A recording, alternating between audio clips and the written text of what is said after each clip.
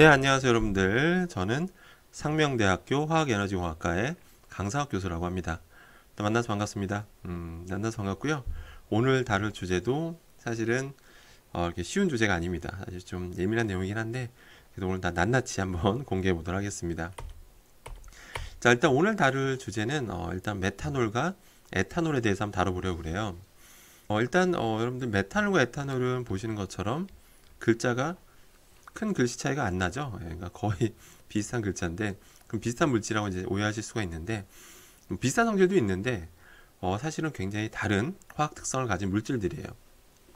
그럼 일단 여러분들 뭐 깊게 들어간 건 오늘 다 생략하기로 하고, 여러분들이 꼭 알아야 될 내용만 한번 살펴보도록 하겠습니다. 일단 에탄올이라고 하는 물질은 여러분들 다 아실 거예요. 술, 우리가 간간히 마시는 술의 주 원료가 바로 에탄올이죠. 그럼 메탄올은 술하고는 전혀 관련 없습니다. 술하고 전혀 관련이 없고요. 이거는 산업 현장에서 아주 다양하게 쓰는 그런 물질인데, 일단 이 물질의 위험성부터 한번 살펴보겠습니다. 이 물질 메탄올의 위험성은요, 일단 약간 끔찍합니다. 굉장히 끔찍한 게 7, 8ml, 그러니까 소주잔에 살짝만 따라서 마시면 실명합니다. 5분에서 30분 사이면 실명해요. 그러면 나중에 회복되느냐? 회복되지 않습니다. 그냥 실명으로 평생 가는 거예요. 일단 100에서 250ml, 그러니까 250ml짜리 그 우유팩의 절반 정도 담아서 혹시라도 마시게 된다면 사망합니다. 얼마나 끔찍한 독극물인지 아시겠죠? 그 다음에 소량 흡입, 그러니까 마시는 거 말고 증기 상태로 우리가 코로 흡입할 수도 있잖아요, 그죠? 그렇게 되면 중추신경을 마비시킵니다. 결과적으로 시신경에 치명적인 손상을 입혀요. 뭐 조금 마시면 괜찮지 않냐라고 물어볼 수도 있는데, 조금 마신 만큼 피해를 받는다라고 생각하시면 돼요. 그럼 이렇게 위험한 독극물을 과연 우리가 접할 일이 있느냐라고 한번 살펴보겠습니다. 일단 여러분들이 그동안 접했던 거는 바로 3년 전까지 바로 자동차 워셔액입니다. 자동차 워셔액의 주성분이 바로 메탄올이었어요, 여러분들. 앞서 제가 계속 독극물이라고 막 위험성을 언급한 바로 그 물질 메탄올이 자동차 워셔액이었어요. 그럼 여러분들 이렇게 생각하세요. 아니, 워셔액은 밖에다 뿌리는 거고, 차 밖에 뿌리는 거고, 그리고 우리는 차 안에 이런 기능이 있습니다, 교수님. 내부 순환 모드란 게 있지 않느냐. 이제 자동차를 타게 되면 이런 버튼이 있어요, 이런 버튼. 이런 버튼 누르면요, 어떻게 되죠?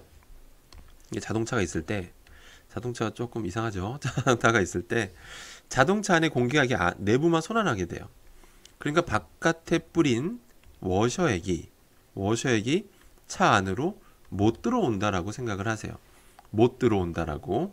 근데 그렇지가 않습니다. 시속 한 40, 뭐 자동차마다 좀 차이는 있는데 시속 한 40km로 달리게 되면 그 상태에서 워셔액을 뿌리면 이 워셔액이요, 이 유리와 이 사이, 이쪽 사이에서 이쪽에서 미세한 흠이 있습니다. 공기가 유입되는 그쪽으로 메탄올 증기가 넘어오게 됩니다. 이게 쑥 유입이 돼요. 그럼 저에게 예상이냐? 실제 실험을 해봤습니다. 실험해봤더니 실제로 제가 메탄올 키트로 한번 측정을 해봤어요. 했더니 꽤 높은 농도의 메탄올 농도가 찍힙니다.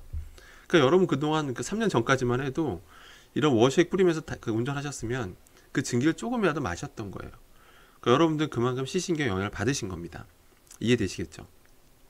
참고로 여러분들이야 뭐 사실은 운전을 뭐 하루 종일 하지는 않잖아요. 대다수는 아마 뭐 출퇴근 때 주로 하시다든지 아마 그럴 텐데, 아마 하루 종일 운전하시는 분들은 아마 택시 기사분들이실 것 같아요.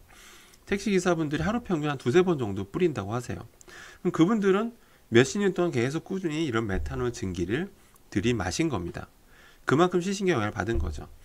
그래서 실제 그 오래되신 분들 보면, 택시 기사분들 보면 되게 눈이 안 좋다고 침침하다 하시는 분들이 제법 많죠. 이 메탄올도 어느 정도 영향을 끼쳤다고 볼 수 있는 겁니다. 자, 그러면 그래서 이게 워낙 위험하기 때문에, 참고로 그 당시에 그러니까 예전 3년 그 전만 해도 그때 유럽의 독일은 메탄올 쓸 수가 없었어요. 전부 다 그 마실 수 있었던 에탄올 쓰는 게 의무였습니다. 우리나라는 그런 규정이 없었기 때문에 메탄올을 계속 썼던 거죠. 그래서 저도 방송에서 막 여기저기 막 떠들었어요. 이거 되게 이건 위험하다라고 말씀 이렇게 방송에서 했더니, 그것 때문인지 모르겠으나 다행히 2018년도부터 금지가 됩니다. 그래서 여러분들은 이제는 이런 메탄올 어떤 증기에 대한 공포로부터 벗어났다고 볼 수도 있겠죠. 그럼 완전히 벗어났다면 제가 이 방송을 안 만들었겠죠, 여러분들. 그럼 이제는 여러분들이 접할 일은 어떤 경우가 있는지 한번 살펴볼게요. 특히 아이를 키우는 분들은 좀 눈여겨보셔야 됩니다.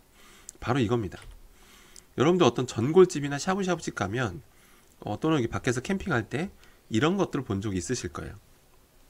일명 고체 연료라고 하죠. 고체 연료. 고체 상태니까 또 작고 휴대하기도 편하고 이게 봉지로 이렇게 딱 감싸져 있어서 하나하나 일회용으로 뜯어 쓰면 되니까 굉장히 편리합니다. 굉장히 편리하고 또 이런 전골집 같은 이런 데 샤브샤브집 가보면 이 가스레인지 쓰기가 좀 이런 휴대용 가스레인지 쓰기는 좀 보기가 안 좋고 그 다음에 숯불로 하기에는 또 여기 위험하기도 하고 그러다 보니까 보통 요런 또 관리하기 편한 고체 연료를 많이 쓸 수밖에 없죠. 이런 고체 연료의 주성분이 바로 뭐냐면 메탄올입니다. 대다수의 회사는 메탄올로 된 고체 연료를 만듭니다. 아시겠죠? 에탄올이 아닙니다. 메탄올로 된 고체 연료를 쓰는 거예요. 자, 그럼 이거에 대해서 위험성이 말씀드리면 생각보다 많은 분들이 이런 질문을 하세요. 아니 저기 워셔액은 그거는 뿌린 다음에 증기가 돼서 마실 수 있는 거지만 지금은 메탄올을 태우지 않습니까? 그러니까 고체 연료라는 건 태우는 거잖아요, 그죠? 불을 붙여서 태우는 건데 연소하니까 문제가 없지 않습니까? 이런 질문을 굉장히 많이 받습니다. 제가 생각보다 이런 질문 많이 받아요. 근데 결론부터 말씀드리면 문제가 없으면 제가 방송 안 한다고 했죠. 바로 이겁니다. 여러분들 불이 딱 붙잖아요. 붙으면 연소되기 전에 이미 뜨거워진 그 메탄올들이 있죠, 그죠? 열을 받은 메탄올 같은 경우는 그 메탄올은 증기가 돼서 날아가 버립니다. 그러니까 휘발하는 메탄올이 굉장히 많아요. 그러니까 연소되기 전에 열을 받은 메탄올들은 증기가 돼서 날아가는 겁니다. 실제 캠핑장 가서 여러분 텐트에서 1박 2일 하는 경우 많잖아요. 거기서 고체 연료 한번 태워보세요. 많이 태우시면 그 휴대용 그 메탄올 측정기가 있어요. 한번 구매해서 한번 측정해 보세요. 제가 직접 실험해 본 겁니다. 해보면 꽤 높은 농도가 메탄올이 찍힙니다. 단순히 그냥 난 태웠을 뿐인데 메탄올 증기가 이렇게 많이 잡혀요. 그걸 여러분이 들이마신 거고 여러분 자녀가 들이마신 겁니다. 아시겠죠? 그러니까 몸에 안 좋냐고요? 아까 안 좋다고 말씀드렸죠. 시신경이 굉장히 치명적이라고 말씀드렸습니다. 특히 성장기 아이들에 대해서는 더 치명적일 수밖에 없기 때문에 왜 하루가 다르게 세포가 자란다고 했잖아요. 그죠? 그렇기 때문에 굉장히 위험하다. 위험합니다. 위험할 수도 있다가 아니라 위험합니다. 그래서 이것만 꼭 명심하시고요. 안타깝게도 아직은 고체 연료에 대한 메탄올 규제는 없습니다. 워시액은 자동차 워시액은 있다고 말씀드렸죠. 그건 쓰면 안 됩니다. 근데 고체 연료에 대해서는 아직은 없어요.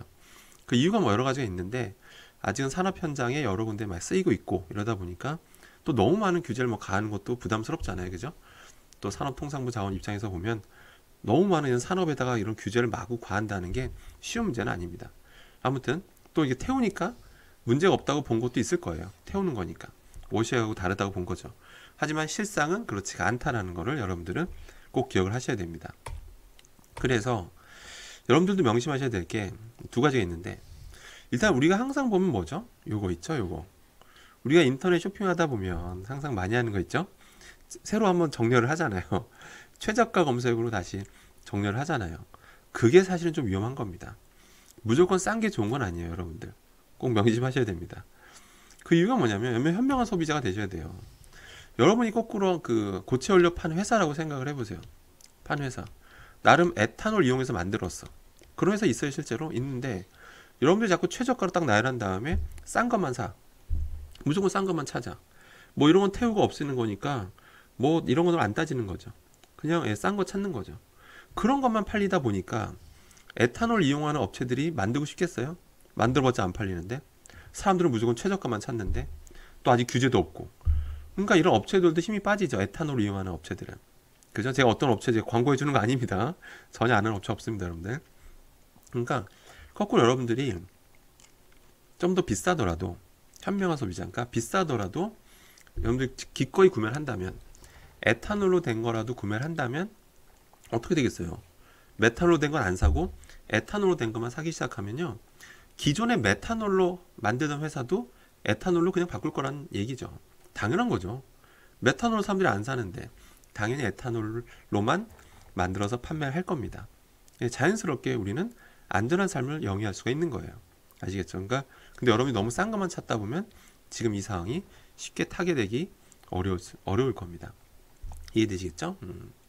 그다음 하나만 더 말씀드리면 좀 전에는 이제 캠핑 연료 측면에서 말씀드렸고 지금도 고체 연료 쓰는 식당은 굉장히 많습니다. 굉장히 많고요.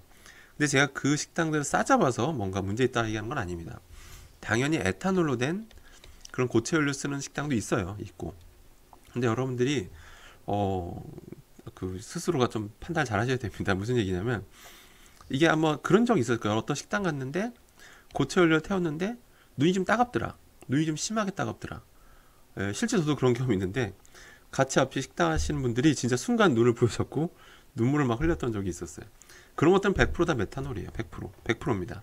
근데 별로 따가운 게 없다 그러면 에탄올일 가능성이 큽니다. 그래서 메탄올이 쓰는 데는 이제 주의하라는 게 이제 안 가시면 되고요. 아니 식당 주인분한테 알려드리면 돼요. 그분들도 모르시거든요. 모르시는 경우도 많기 때문에 이게 메탄올 연료인지 에탄올 연료인지 모르는 분도 많기 때문에 여러분들이 그걸 알려주셔도 되는 거죠. 그래서 여러분 스스로가 현명한 소비자가 되다 보면 어떤 규제가 생기기 전에 더 빨리 어떤 그런 안전한 삶을 영위할 수 있다는 거 여러분들 명심하시기 바라고요. 오늘 주제는 여기까지 하도록 하겠습니다.